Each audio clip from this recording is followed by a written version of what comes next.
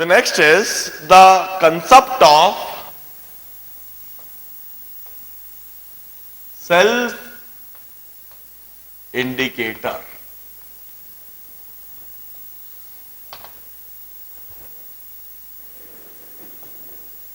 Now, जैसे हम acid base titration में एक्सटर्नल इंडिकेटर इस्तेमाल करते हैं, एसिड बेस टाइट्रेशन के दौरान हम मिथाइल ऑरेंज या फिर फिनोप्थिलीन इस्तेमाल करते हैं in order to detect the completion of reaction. Acid base indicator में रिएक्शन कंप्लीशन को डिटेक्ट करने के लिए हम एक्सटर्नल इंडिकेटर इस्तेमाल करते हैं, और वह एक्सटर्नल इंडिकेटर जनरली होते हैं या तो फिनोप्थिलीन या मिथाइल ऑरेंज या मिथाइल रेड या ब्रोमोक्रिसॉल या इस तरह के और भी कई इंडिकेटर है। मोस्टली तो आप दो ही इंडिकेटर इस्तेमाल करते हो लेबोरेटरी में, प्रॉब्लम भी आपसे दो पर ही पूछे जाते हैं, फिनोप्थिलीन या फिर methyl orange. While in redox titration, instead of using external indicator, we generally use self indicator. Self indicator मतलब होता है यदि किसी रिएक्शन में रिएक्टेंट खुद ब खुद ही एक इंडिकेटर का भी काम करने लगे। जो हम रिडॉक्स टाइट्रेशन में few commonly used indicators are KMnO4, iodine, K2Cr2O7, K2CrO4. These are few commonly used indicators in redox titration. देखिए, KMnO4 का वायलेट कलर होता है। यदि KMnO4 किसी भी सॉल्यूशन में मौजूद हो तो उस सॉल्यूशन में वायलेट कलरेशन होता है। यदि किसी रिएक्शन के दौरान इनिशियली कुछ KMnO4 पड़ा हुआ हो और रिएक्शन के दौरान वह KMnO4 कंप्लीटली यूज्ड अप हो जाए तो वहां वायलेट कलरेशन डिसअपियर हो जाता है और एकदम से डिसअपियर होता है। The disappearance of not KMnO4 का वायलेट कलर नहीं, पर्पल कलर होता है, पर्पल कलर। वायलेट कलर तो आयोडीन का होता है। एकदम से रिएक्शन के दौरान यदि पर्पल कलरेशन डिसअपियर हो जाए, that indicates the finishing of that KMnO4, that indicates the finish of the reaction, that indicates the completion of the reaction. KMnO4 का रिएक्शन के दौरान खत्म हो जाना, उसके खत्म हो जाने से पर्पल कलर डिसअपियर हो जाना, उससे हमें पता लग जाता है कि रिएक्शन कंप्लीट हो चुकी है, और इसीलिए हम KMnO4 को सेल्फ इंडिकेटर कह सकते हैं। वहां पर KMnO4 रिएक्टेंट के रूप में काम कर रहा है। इसी तरह से आयोडीन भी सेल्फ इंडिकेटर है। आयोडीन का वायलेट कलर होता है। आयोडीन यदि किसी सॉल्यूशन में हो तो वहां वायलेट कलरेशन होता है, और आयोडीन का पूरा यूज्ड अप हो जाना, मतलब एकदम से वायलेट कलरेशन डिसअपियर हो जाना, मतलब रिएक्शन का कंप्लीट हो जाना, इसीलिए आयोडीन का सेल्फ इंडिकेटर कहलाना। इसी तरह से K2Cr2O7 इसका ग्रीन कलर होता है, K2CrO4 इसका भी कुछ कलर होता है। यह सब सेल्फ इंडिकेटर है। अब ये किस तरह से इस्तेमाल होते हैं जरा देखिए। KMnO4 जैसा मैंने बताया है, एसिडिक मीडियम में इसकी स्ट्रॉन्ग टेंडेंसी होती है Mn2+ में जाने की, जो कि कलरलेस होता है। इस KMnO4 की न्यूट्रल मीडियम में या फिर डाइल्यूट अल्कलाइन मीडियम में MnO2 बनाने की टेंडेंसी होती है, जो कि कलरलेस होता है। और KMnO4 की स्ट्रॉन्ग अल्कलाइन मीडियम में K2MnO4 बनाने की टेंडेंसी होती है, मतलब Mn+6 बनाने की टेंडेंसी होती है, जो कि कलरलेस होता है। यह रिएक्शन KMnO4 देता है, मैंने ऑलरेडी बताया। Here from this three reaction we conclude that KMnO4 is a very strong oxidizing agent. From here we conclude that KMnO4 have got a strong tendency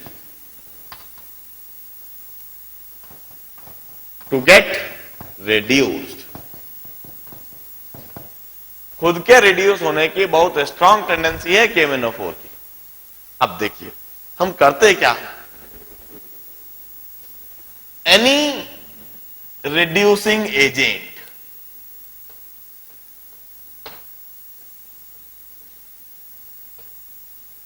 जैसे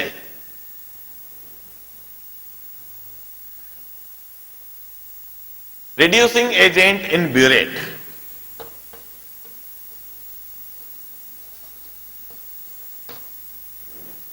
रिड्यूसिंग एजेंट ब्यूरेट में लिया and KMnO4 in conical flask. KMnO4 आपने conical flask में लिया और reducing agent आपने burette में लिया। आप धीरे धीरे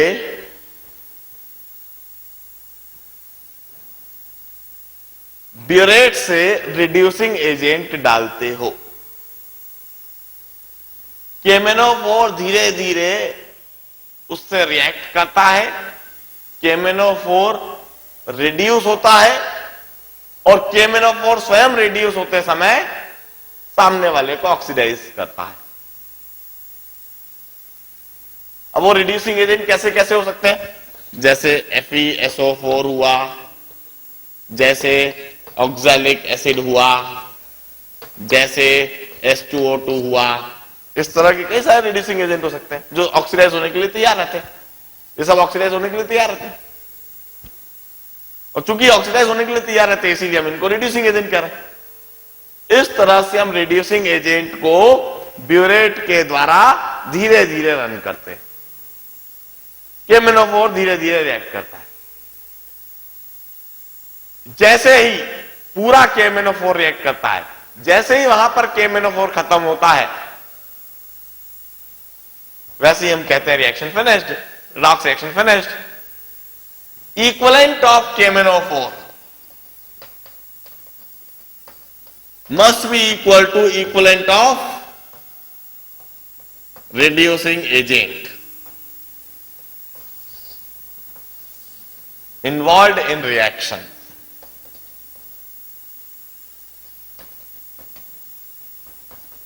दोनों के ही लिए इन्वॉल्व इन रिएक्शन बोल रहा हूं मैं। इन्वॉल्व इन रिएक्शन जरूर करके बोल रहा हूं क्योंकि कई बार ऐसा भी KMnO4 होगा जो रिएक्शन में इन्वॉल्व नहीं होगा, रिड्यूसिंग एजेंट ऐसा होगा जो रिएक्शन में इन्वॉल्व नहीं होगा। तब क्या होगा हम आगे देखेंगे।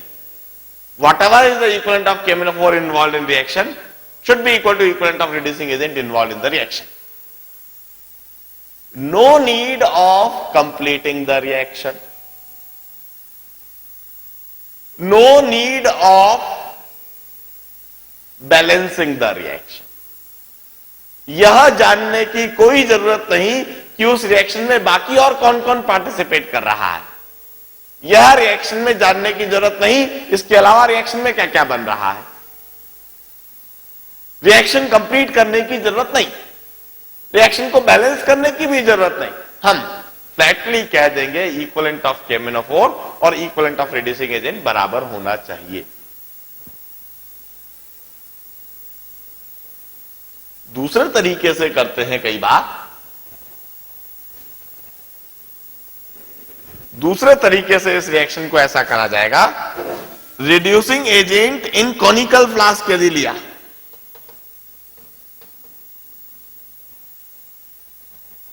और KMnO4 इन ब्यूरेट लिया,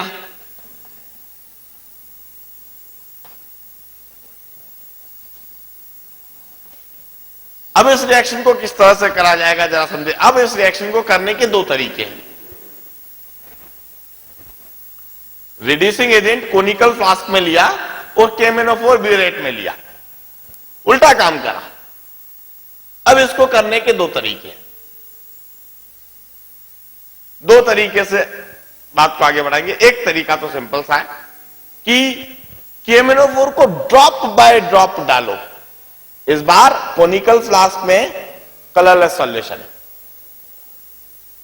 ब्यूरेट पूरा पर्पल कलर का है, उसमें KMnO4 है, और पर्पल कलर्ड सॉल्यूशन आप कोनिकल फ्लास्क में डाल रहे हैं। ड्रॉप बाय ड्रॉप आप KMnO4 को कोनिकल फ्लास्क में डालो, drop by drop.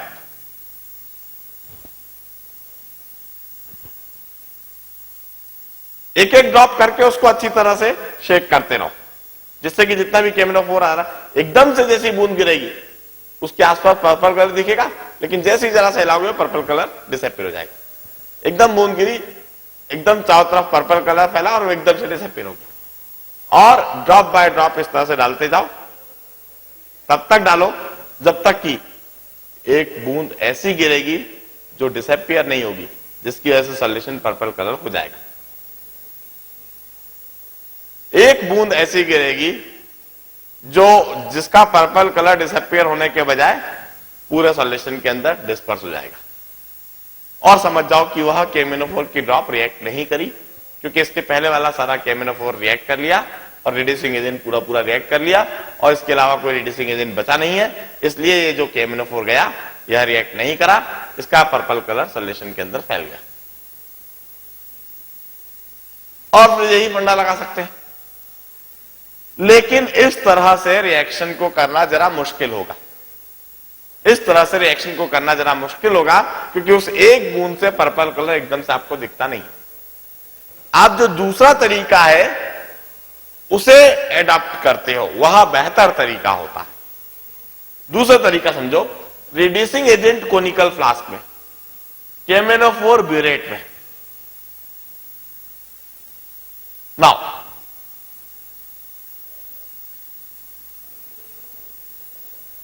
run excess of KMnO4, excess KMnO4 डाल दीजिए। Don't bother for that particular point जहां कलर चेंज हो रहा है, कलरलेस सॉल्यूशन से पर्पल कलर हो रहा है, उस पॉइंट के लिए बॉदर मत करो। आप तो रिड्यूसिंग एजेंट कितना भी हो, आप उसमें एक्सेस KMnO4 डाल दो। मान लीजिए रिड्यूसिंग एजेंट कितना भी है, हमने तो सीधा 50 ml KMnO4 डाल दिया, ब्यूरेट से या पिपेट से 50 ml KMnO4 डाल दिया। वहां पूरा रिड्यूसिंग एजेंट रिएक्ट कर लिया, काफी सारा KMnO4 रिएक्ट कर लिया और काफी सारा KMnO4 बच गया, और बचे हुए KMnO4 की वजह से सॉल्यूशन पर्पल कलर का हो गया। अब क्या करो, अब उस फ्लास्क में इनिशियली जो रिड्यूसिंग एजेंट था वह पूरा पूरा रिएक्ट कर लिया है KMnO4 से, और उसके बाद भी कुछ KMnO4 बचा हुआ है। वो जो बचा हुआ KMnO4 है उसे अब टाइट्रेट करवाओ दूसरा कोई रिड्यूसिंग एजेंट लेकर दूसरे ब्यूरेट में दूसरा रिड्यूसिंग एजेंट लेकर बचे हुए KMnO4 को टाइट्रेट करवाओ और ऑब्जर्व कर लो कि दूसरा रिड्यूसिंग एजेंट कितना इस्तेमाल हुआ। मैं कहता हूं दूसरा रिड्यूसिंग एजेंट जो इस्तेमाल हुआ है उसके जितने इक्विवेलेंट है, that must be the equivalent of KMnO4 that is unreacted after the first reaction.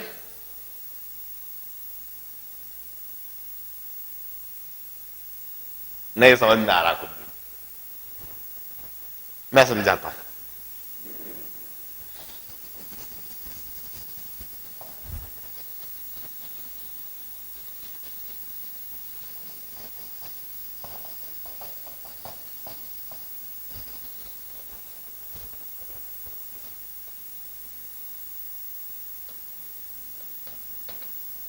Reducing agent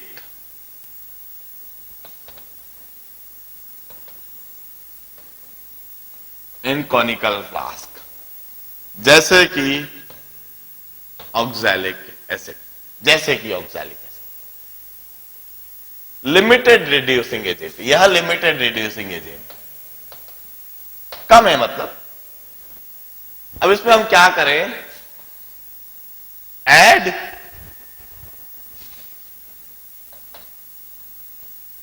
access standard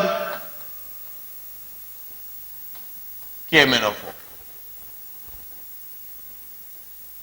access इसलिए बोल रहा हूं क्योंकि हमने ज्यादा डाला, स्टैंडर्ड इसलिए बोल रहा हूं क्योंकि इस KMnO4 का कुछ ना कुछ हमें स्ट्रेंथ पता होगी या फिर इसकी पता होगी, मतलब वो प्रॉब्लम में देखें किसकी पता है क्या नहीं पता।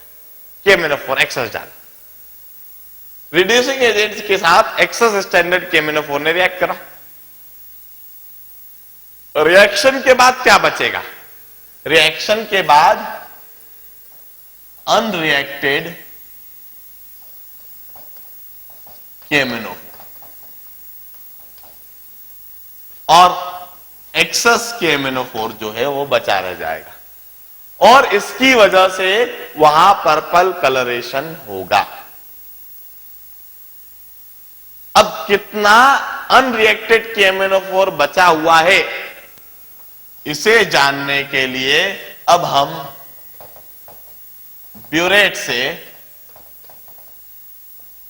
अनदर स्टैंडर्ड रिड्यूसिंग एजेंट,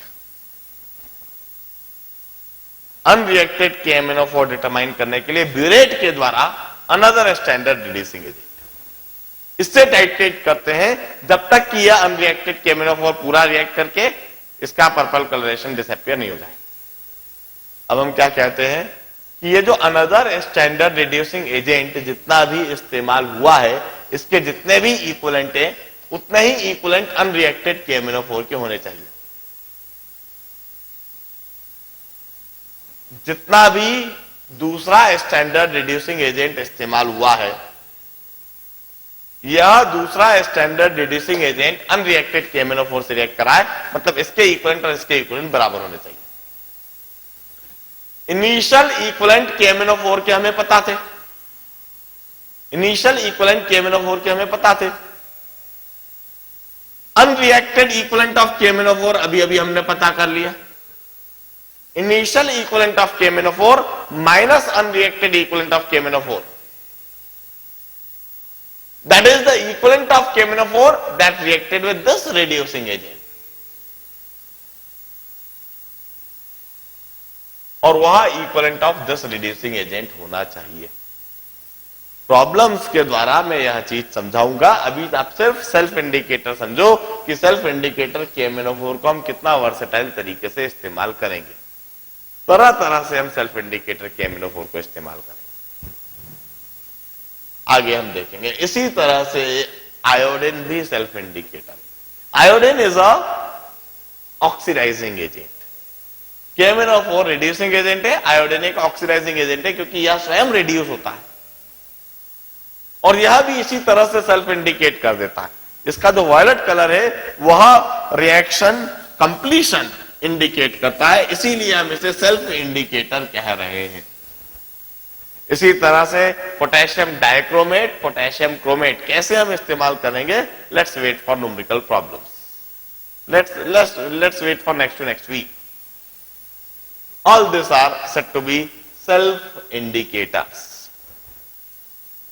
देखिए यह सब डिटेल में, बहुत डिटेल में मैं प्रॉब्लम्स में ही समझाऊंगा। अभी नहीं भी समझ में आया हो, आप में से 50% को समझ में नहीं आया, डोंट माइंड इट, अभी उस चीज को इतना दिल पर मत लो, समझ में आ जाएगा प्रॉब्लम से।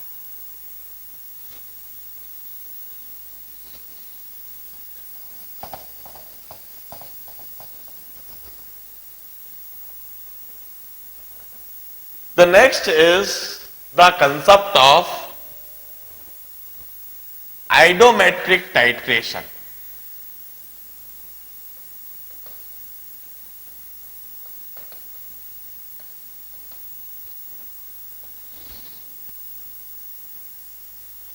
यह भी अभी सिर्फ मैं नाम बता रहा हूं, एक जनरल सा कंसेप्ट बताऊंगा, डिटेल में इसको प्रॉब्लम के द्वारा ही समझाऊंगा।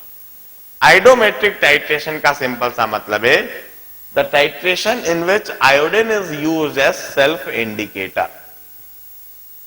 कोई ऐसा टाइट्रेशन जिसमें आयोडीन को सेल्फ इंडिकेटर के रूप में इस्तेमाल करा जाता है। अब आयोडोमेट्रिक टाइट्रेशन करने का जो तरीका होता है जनरली, एनी ऑक्सीडाइजिंग एजेंट,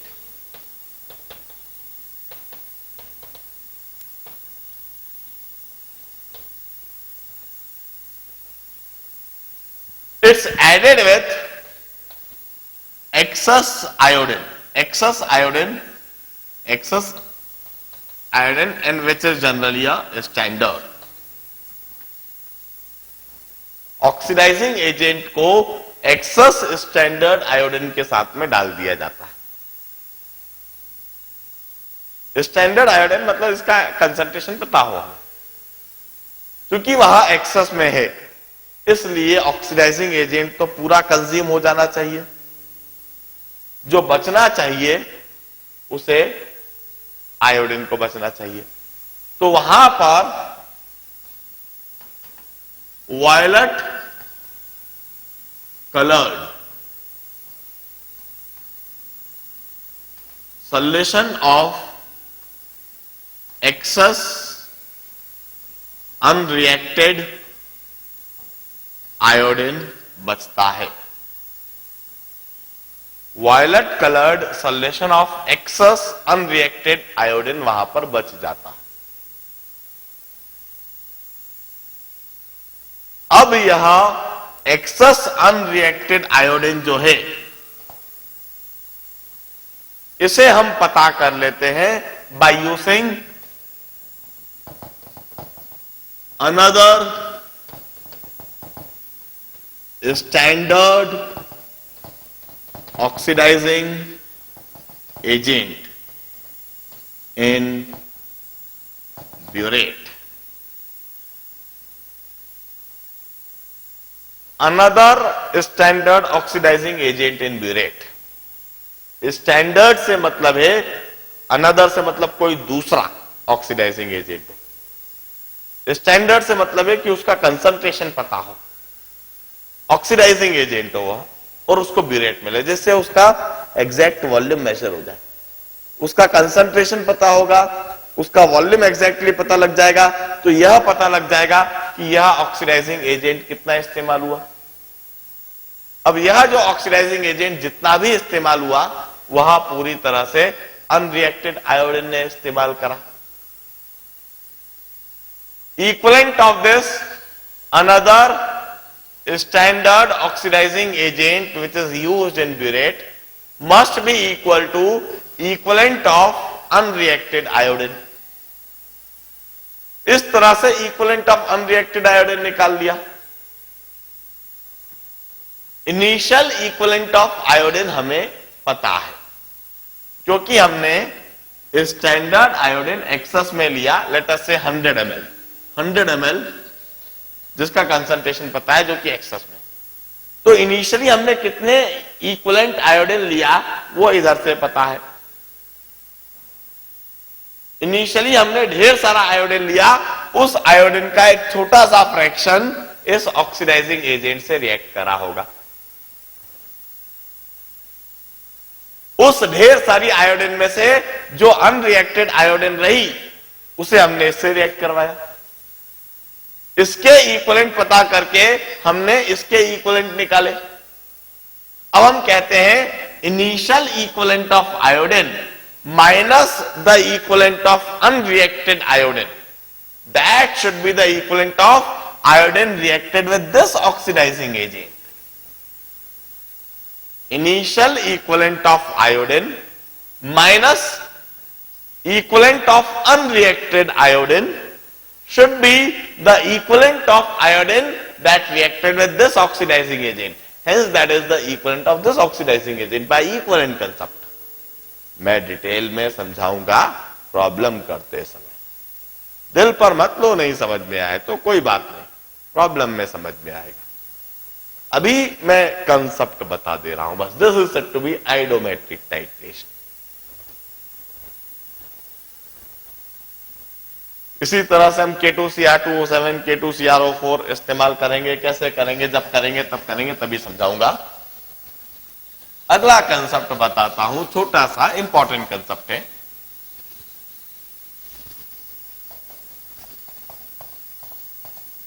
जो इस चैप्टर में कई जगह पर यूज होगा, the concept of volume strength of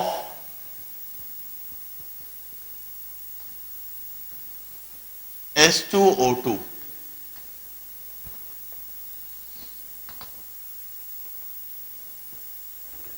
देखिए, मेडिकल शॉप पे H2O2 की बोतल मिलती है, हाइड्रोजन पेरोक्साइड की बोतल मिलती है।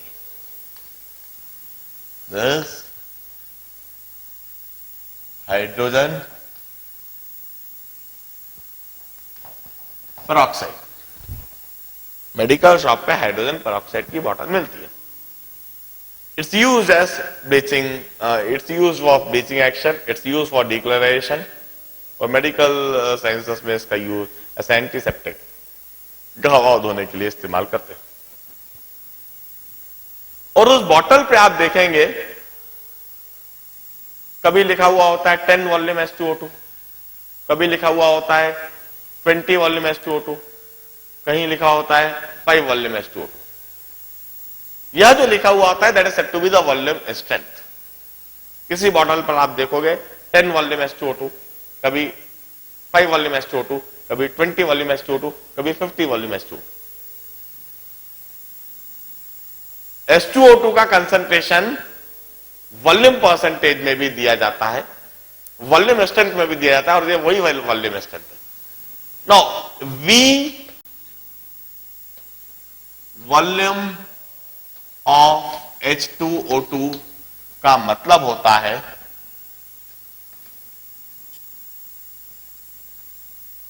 1 litre of H2O2 solution liberate V liters of oxygen at STP.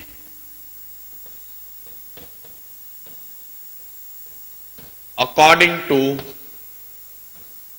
this reaction.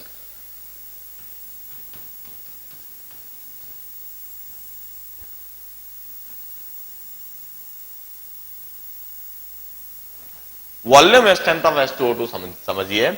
Bottle पर यदि V वॉल्यूम H2O2 लिखा हुआ हो, ये V की जगह 5 होगा, 10 होगा, 20 होगा, 30 होगा, कुछ भी होगा। V वॉल्यूम ऑफ H2O2 यदि बॉटल पर लिखा हुआ है तो इसका मतलब है कि 1 लीटर उस H2O2 का सॉल्यूशन आप लें, उस 1 लीटर H2O2 सॉल्यूशन के द्वारा V लीटर्स ऑक्सीजन STP पर लिबरेट होगी अकॉर्डिंग टू दिस रिएक्शन। और रिएक्शन दे रखी है। Now 1 litre H2O2 solution is equivalent to V liters oxygen at STP. V liters of oxygen at STP is equal to V by 22.4 moles of oxygen. 1 litre H2O2 solution V litre oxygen दे रहा है STP पर, और V litre oxygen STP पर का मतलब है V by 22.4 moles of oxygen. और इतने मोल्स ऑफ ऑक्सीजन देखिए, 1 मोल H2O2 आधा मोल ऑक्सीजन का देता है, या आधा मोल ऑक्सीजन 1 मोल H2O2 से मिलती है, 1 मोल ऑक्सीजन 2 मोल H2O2 से मिलेगी। इतने मोल ऑक्सीजन मिलेगी 2V by 22.4 moles of H2O2। मतलब 1 लीटर H2O2 सॉल्यूशन में इतने मोल्स है, मतलब मोलैरिटी समझ में आ जाना चाहिए। Molarity of H2O2 is 2V by 22.4 moles. This is the moles of H2O2 in 1 liter of solution. This is the moles of H2O2 in 1 liter of solution. 1 litre solution में जितने moles हैं वही molarity हुई, तो हमको volume strength से molarity मिल गई। अब इतने मोल्स मतलब 2V by 22.4 into 34 grams of H2O2। 1 litre solution में इतने ग्राम्स H2O2 के, तो स्ट्रेंथ पता लग गया हमको।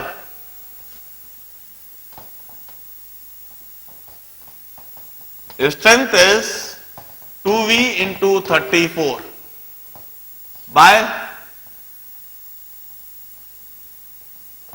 22.4, this much grams per liter. This is the strength of H2O2.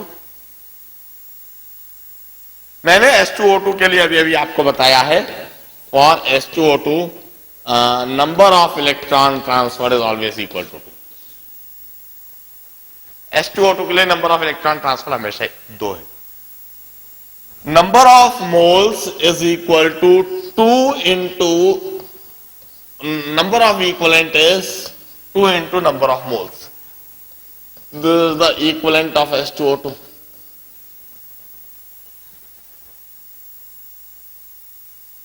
मैंने आपको बता रखा है यह expression. Number of equivalent is equal to ABCNV into number of moles. यह एक्सप्रेशन बता रखा है मैंने।